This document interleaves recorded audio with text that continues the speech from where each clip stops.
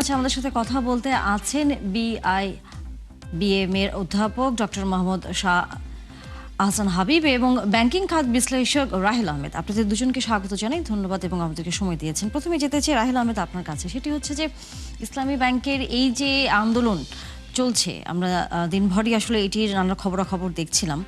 আপনার দৃষ্টিতে আসলে এই আন্দোলনটা কতটুকু যৌক্তিক আপনার কাছে মনে হচ্ছে, এবং একই সাথে যেখানে সরকার বলেছে যে দলীয়ভাবে কোথাও কোনো কিছু তারা করবে না, কিন্তু বারবারই এখন আসছে যে বিশেষ বিবেচনা হোক, দলীয়করণ করে হোক, বিভিন্ন প্রতিষ্ঠানে আসলে এইভাবে নিয়োগ হচ্ছে, যেটির অভিযোগ বারবার করেছেন আন্দোলনকারীরা।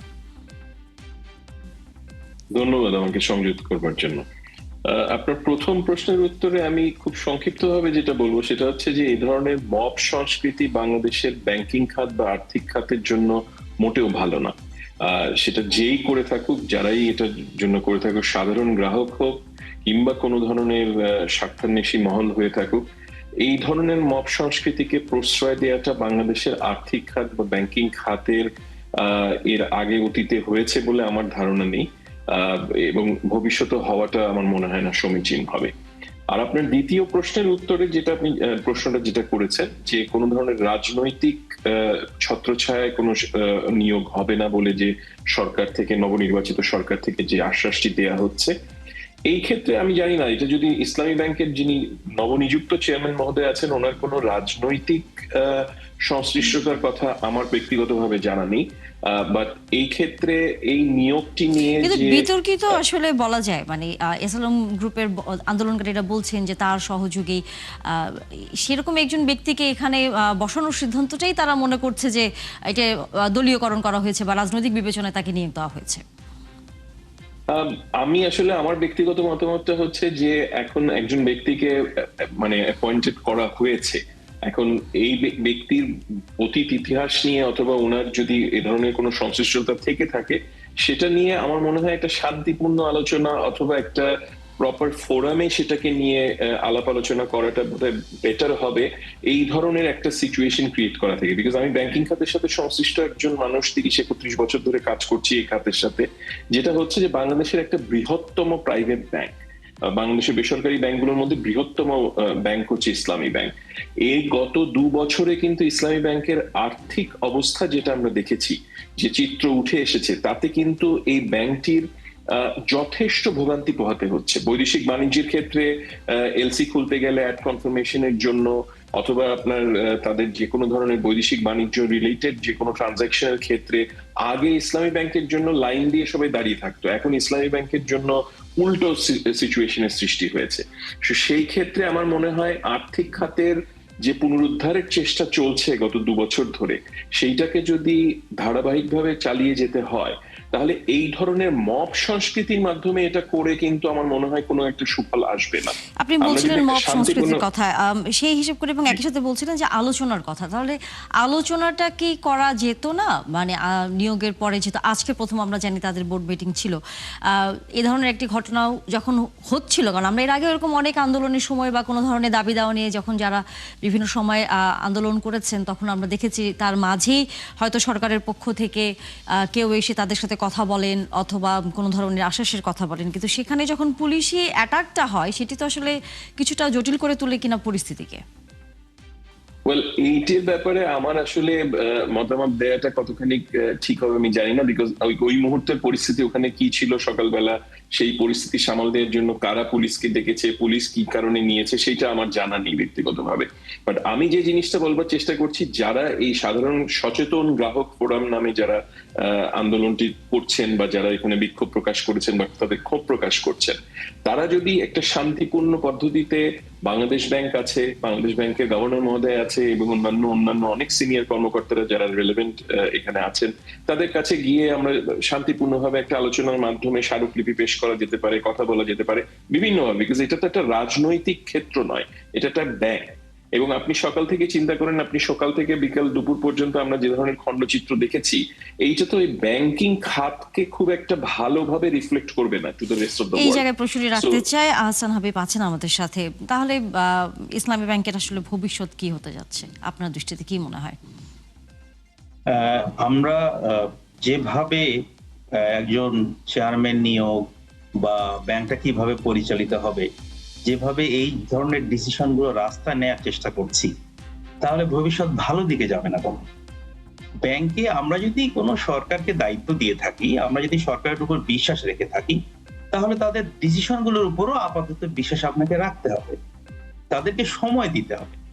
আপনি যদি আমরা যদি বলি মনে করি যে রাস্তায় প্রতিটা ডিসিশন হবে, সরকার কি সেন্ট্রাল ব্যাংক কি এমডি কাকে নিয়োগ করবেন, চেয়ারম্যান কাকে নিয়োগ করবেন, এই ব্যাপারে কারা কারা আন্দোলন করলে কতজনের সাথে কি আমরা বসবো, কতজনের সাথে সেন্ট্রাল ব্যাংক বসবে, এটা কি আসলে অ্যাকসেপ্টেবল হলো? ইয়েস, আপনি এটা হতে পারে যারা গ্রাহক আছেন তাদের অনেক তাদের দাবি দাবা আছে, আগে বিভিন্ন ভাবে তারা এফেক্টেড হয়েছেন, যেটা রাহেল ভাইও রাইটলি বলেছেন যে তারা তাদের দাবি দাবাগুলো সরকারের কাছে রাখতে পারে, সেন্ট্রাল ব্যাংকের কাছে রাখতে পারে, রাইট ফোরামে রাখতে পারে। কিন্তু ব্যাংকের যদি প্রত্যেকটা ডিসিশন সেন্ট্রাল ব্যাংকে তাদের সাথে আলোচনা করে নিতে হয়, তাহলে কোনোভাবেই এই ব্যাংক চলবে না, এইভাবে ব্যাংক চলতে পারে না। বরং আমার তো ধারণা আপনি একটু সুযোগ দেন তাদেরকে। আমি কিন্তু অস্বীকার করছি না যে তাদের অনেক ক্ষোভ আছে, তাদের হয়তো দাবি দেওয়ার ক্ষেত্রে অনেক ন্যায্যতাও আছে, তারা সেই বিষয়গুলো সেন্ট্রাল ব্যাংক আলাদাভাবে তাদের সাথে আলোচনা করবেন, সেটা অন্য বিষয়। কিন্তু একটা বোর্ড কি করে পরিচালিত হবে, সেন্ট্রাল ব্যাংক কি করে তাদেরকে কন্ট্রোল করবে, একটা নতুন সরকার যখন এসছে, আমার মনে হয় আমরা সরকারকে একটু সময় দেই, দেখি ওনারা কি করেন। ওনারা, কারণ এটা কিন্তু রাজনৈতিক, এই যে আমরা বারবার একটা কথা সবসময় হয়তো শুনি যে রাজনৈতিক পরিচয়ে আমরা কাউকে নিয়োগ দিচ্ছে, বা বাংলাদেশে কোনো পলিটিক্যাল গভর্নমেন্ট যদি চেঞ্জ হয়, পৃথিবীতে পরিবর্তিত হয়, ঠিক যোগ্য মানুষকে যদি তারা সেখানে আনে, সেটা নিয়ে বিতর্ক হতে পারে, কে যোগ্য কে যোগ্য না, সেগুলো নিয়ে বিতর্ক হতে পারে। তাদের পছন্দের মানুষকে তারা আনবেন, তাদের নিজস্ব কিছু এজেন্ডা আছে, তারা বাস্তবায়ন করবেন। কিন্তু সেটা যে রং এজেন্ডা, আমি প্রথমেই কি করে ধরে নিলাম, এটা প্রথমে কি করে আমি বের করে নিয়ে চলে আসছি। সুতরাং আমার ধারণা ওনাদেরকে একটু সময় দেন। এই সময় আপনি সময় দেওয়ার কথা বলছেন, এই সময়টা না দেওয়ার কারণ কি হতে পারে আপনার কাছে, কি মনে হয়? এটা এটা এই অসহিষ্ণুতা, এটা আমাদের কালচারের পার্ট বলতে পারেন। এখন এই অসহিষ্ণুতা আমাদের কালচারের পার্ট, এবং আমরা যদি এই কালচার থেকে বের না হয়ে আসি, সময় যদি না দিই, তারা এক্স্যাক্টলি কি করেন আমরা দেখি। কারণ এখন ব্যাংকগুলোকে কিন্তু, এটা কিন্তু সবার দায়িত্ব, সেন্ট্রাল ব্যাংকের হাতে আমরা অনেক কিছু ছেড়ে দেই এবং একটা সময় দিই তাদেরকে। সেন্ট্রাল ব্যাংক বলতে নতুন সরকার এসছে, আমরা দেখি না তারা কি করে। আমি কিন্তু তার মানে এটা বলছি না যে সব সিদ্ধান্ত সরকার যা নিচ্ছে, সবকিছু ভালো ডিসিশন নিচ্ছে, সেটাকে আমি সাপোর্ট করছি বলছি না, বাট তাদেরকে এই মুহূর্তে তারা তো জাস্ট ডিসিশন গুলো নিচ্ছে। এই সময়ের বিষয়ে আপনার কাছে কি মনে হয় যে সরকারের কাছ থেকে খুব পরিষ্কার কোনো বক্তব্য না আসার কারণে একটা আস্থাহীনতা বা অবিশ্বাসের জায়গা, অথবা এই যে এস আলম গ্রুপের কথা বারবার সামনে চলে আসছে, এই ধরনের একটি বিষয়গুলো কি অনেক বেশি প্রভাব ফেলে দিচ্ছে কিনা ঘটনাটাকে? এটা ঠিক যে হয়তো সেখানে প্রভাব ফেলছে, বাট এই যে এস আলম বা ওই নামগুলো যে আমরা বারবার নিয়ে এসেছি, আমরা কিন্তু সব জায়গা থেকে একটা সম্পর্ক টেনে আনার চেষ্টা করছি, এটাও ঠিক। ওইটা যে নাই আমি কিন্তু তাও বলছি না। যেমন আপনি বলছেন যে একটা আইন পরিবর্তিত হচ্ছে, উদ্দেশ্য তাকে আনা। কেন? আপনি যদি সারা বিশ্বের কনটেক্সটে চিন্তা করেন, তাহলে শেয়ার হোল্ডারদেরকে দায়িত্বে দায়ী মানে তাদেরকে দায়ী করে বোর্ডে নিয়ে আসা, এটা যদি এস আলমকে বাদ দিয়ে দেন, এটা মাথার থেকে ফেলে দেন, ফেলে দিয়ে যদি কল্পনা করেন, তাহলে আইনে এই ধরনের কোনো জিনিস আনাটা কিন্তু অস্বাভাবিক ব্যাপার না। কারণ যারা শেয়ার হোল্ডার তাকে আপনি সুযোগ দিচ্ছেন, তার ঘাড়েই দায় দায়িত্বটা চাপাচ্ছেন, এটা কিন্তু স্বাভাবিক একটা ঘটনা। আর এস আলমের মতন মানুষকে কোনোভাবেই এই জায়গাটায় আনা উচিত হবে না, সেটা সবাই জানে, সবাই বিশ্বাস করে। এবং যদি তার বিরুদ্ধে আনিত অভিযোগগুলো প্রমাণ করা যায়, সেন্ট্রাল ব্যাংক আমরা আশা করি সেই জিনিসটা প্রমাণ করবেন, আইনের মাধ্যমে তাকে সেই আইনের কাঠগড়ায় দাঁড় করাবেন, তাহলে অটোমেটিক্যালি সেই কন্ট্রোলটা তার কাছে আসবে না। আমরা নর্মাল ভাবে একটা মানুষের দিকে তাকিয়ে তো আর আইন বানাবেন না, একটা মানুষের দিকে তাকিয়ে তো আর পুরো সিস্টেমে প্রত্যেকটা ডিসিশন নিতে পারবেন না। সুতরাং আমি মনে করি যে কিছুদিন আমরা সরকার যে ডিসিশন গুলো নিচ্ছে, তাদেরকে আমরা সময়টা দেই। এই সমস্ত ডিসিশন রাস্তাঘাটে যদি হতে থাকে, তাহলে ব্যাংকিং সেক্টরের কোনো ধরনের ভাবমূর্তি কিন্তু দেশে তো বটেই নাই, বিদেশেও কখনো থাকবে না। এবং আমরা কিন্তু এই যে এলডিসি গ্রাজুয়েশনের জায়গায় যাচ্ছি, ব্যাংকিং সিস্টেম সংস্কারের জায়গায় যাচ্ছি, আমরা সংস্কারে কোথায় দাঁড়িয়েছি বলেন তো? আমরা বেসিক ফান্ডামেন্টাল ব্যাংকিং এর নতুন ডিসিশন একটা নিতে পারছি না। রিফর্মস তো হলো মুভমেন্ট, আপনি তো দাঁড়িয়ে থাকতে পারছেন না, মুভমেন্ট কোথায় করবেন, সামনে আগাবেন কোথায়? সেই জায়গায় রাহেল আহমেদ, আপনার কাছে কি মনে হয় সরকারেরও এই ক্ষেত্রে আসলে এগিয়ে আসা উচিত কিনা পরিস্থিতি স্বাভাবিক করবার ক্ষেত্রে? দেখুন, সরকারকে তো এই মানে আমরা যে বিষয়টা নিয়ে আলাপ করছি, একটা ব্যাংকের বোর্ড হয়েছে বা পর্ষদ হয়েছে, সেই পর্ষদের চেয়ারম্যান একজন ছিলেন, তিনি পদত্যাগ করেছেন, তার জায়গায় একজন নবনিযুক্ত চেয়ারম্যান নিযুক্ত করা হয়েছে। এখন এইটাতে কোনো রাজনৈতিক সভা সমিতির জায়গা নয়। এখানে সরকারের পক্ষ থেকে অর্থ মন্ত্রণালয় আছে, অর্থ মন্ত্রণালয় কেন্দ্রীয় ব্যাংকে দায়িত্ব দিয়েছেন এগুলো দেখবার জন্য। কেন্দ্রীয় ব্যাংক একটা সিদ্ধান্ত নিয়েছে, এবং হাবিব ভাই যে কথাটা বারবার বলার চেষ্টা করছেন, যে আপনি একটা সিদ্ধান্ত নেবার আগ মুহূর্তেই দুটো জিনিস এখানে, একটা হচ্ছে এইটা রাস্তায় দাঁড়িয়ে এইভাবে সভা সমাবেশ করে এই ধরনের সিদ্ধান্ত নেওয়া কিংবা তাকে চ্যালেঞ্জ করাটা মোটেও সমীচীন নয়। তো সেটা একটা প্রপার ফোরামে, আমি একটু আগে যেটা বললাম সেটা করবার দরকার আছে। এবং এক্ষেত্রে কিন্তু সচেতন গ্রাহক ফোরাম যারা আছেন, আমি ওনাদের প্রতি সম্পূর্ণ সম্মান রেখে বলছি যে আপনারা শান্তিপূর্ণভাবে কেন্দ্রীয় ব্যাংকের সঙ্গে অ্যাপ্রোচ করেন। হ্যাঁ, আপনি যদি অ্যাপ্রোচ করে দেখেন যে না, আমাকে সময় দেওয়া হচ্ছে না, আমাকে সুযোগ দেওয়া হচ্ছে না, তখন আপনি নেক্সট স্টেপে যান, আপনি বিবৃতি দেন, আপনি আস্তে আস্তে জিনিসটাকে বিল্ড করেন।